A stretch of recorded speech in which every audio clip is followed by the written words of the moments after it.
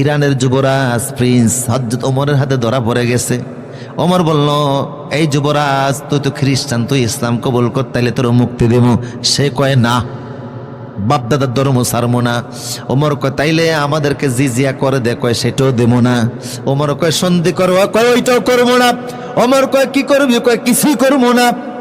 মেজাজ গরম দেখে ওমরের সঙ্গে কথা বলে, চোখরাঙ্গে কথা বলে। হযরত ওমর দেখলেন এটা বদরাগী, বদমেজাজি, এটা বেঁচে থাকলে ইসলামের ক্ষতি করবে।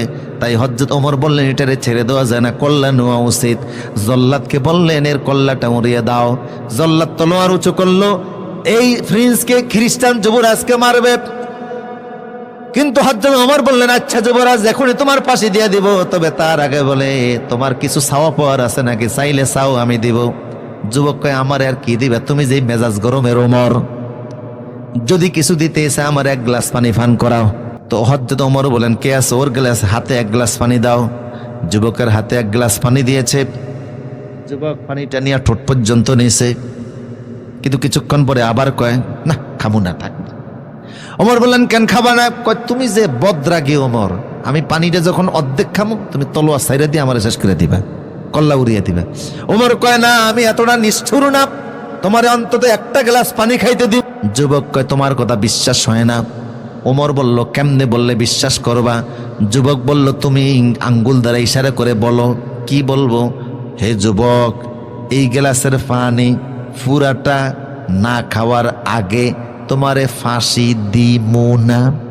তোমার বলতেছে, হে যুবক, এই গ্লাসের পানি পুরাটা না খাওয়ার আগে তোমারে ফাঁসি দিব না। বলা মাত্র যুবক ধাক্কা দিয়া পানিগুলো সব মাটিতে ফেলে দিছে। যুবক কয়, ওমর, এখন তোমার কথায় তুমি ধরা খাইছো। পানি কিন্তু আর গ্লাসে নাই, সব মাটিতে। তুমি বলছো এই গ্লাসের পানি, তার মানে অন্য গ্লাসের পানি না, জগের পানিও না। এই গ্লাসের পানি না খাওয়ার আগে আমারে ফাঁসি দিবা না। এখন পানি উঠাও, খাইতে দাও, তারপরে ফাঁসি দাও। হযরত ওমর বললেন, না রে যুবক, মাটি থেকে পানি উঠাইতেও পারবো না, তোমারে খাওয়াইতেও পারবো না, ফাঁসিও দিব না, তুমি চলে যাও। আল্লাহু আকবার! কি আদর্শ হযরত ওমর দেখালেন, সুবহানাল্লাহ বলবেন না? শত্রুকে তিনি ছেড়ে দিলেন, মারাত্মক দুশমন। যুবক রওনা দিল। কিছু দূর যাওয়ার পরে আবার ইউটার্ন করে ওমরের কাছে এসে বলল, ওমর, এবার আমার কালেমা পড়ে মুসলমান বানিয়ে দাও। ওমর বলল, যুবক, তলোয়ারের ভয় দেখালাম, ইসলাম কবুল করো নাই, এখন স্বেচ্ছায় এসে মুসলমান হতে চাও কেন?